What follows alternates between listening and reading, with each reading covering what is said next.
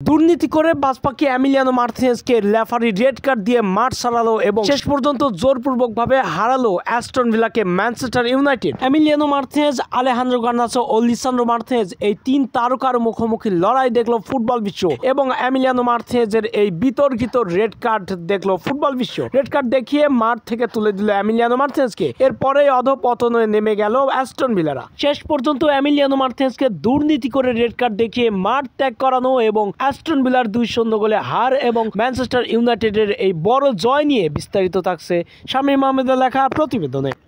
আজ রাতে Manchester United বনাম অ্যাস্টন ভিলা প্রিমিয়ার লিগের হাই ভোল্টেজ ম্যাচে মুখোমুখি লড়াই করেছেন। এই ম্যাচে আর্জেন্টাইন 3 তারকাকে মুখোমুখি লড়াই করতে দেখা গেছে ফুটবল বিশ্ব দেখেছেন। সেখানে দুর্দান্ত ফর্মে ছিল এমিলিয়ানো মার্টিনেজ, ছিল প্রতিপক্ষে আলেহান্দ্রো গার্নাচো ও লিসান্ড্রো মার্টিনেজ দীর্ঘদিন ধরেই ইনজুরিতে। ম্যাচের শুরু থেকে গোলের দেখা পেতে মরিয়া হয়ে পড়েন ম্যানচেস্টার ইউনাইটেড। আলেহান্দ্রো গার্নাচো, ক্যাসিমেরোরা দুর্দান্ত খেলতে থাকেন মারাত্মক লেভেলের।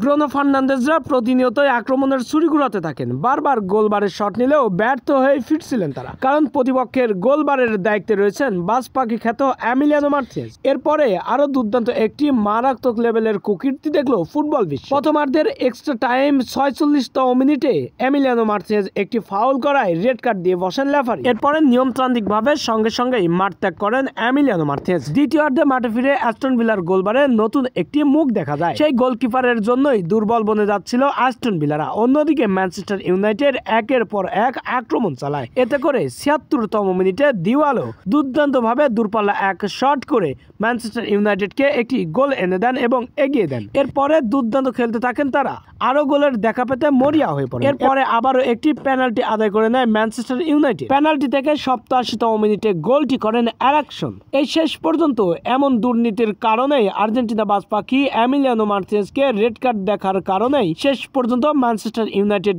পেল 2-0 গোলের জয় এবং কান্না করে মাঠ ছাড়ল অ্যাস্টন ভিলারা।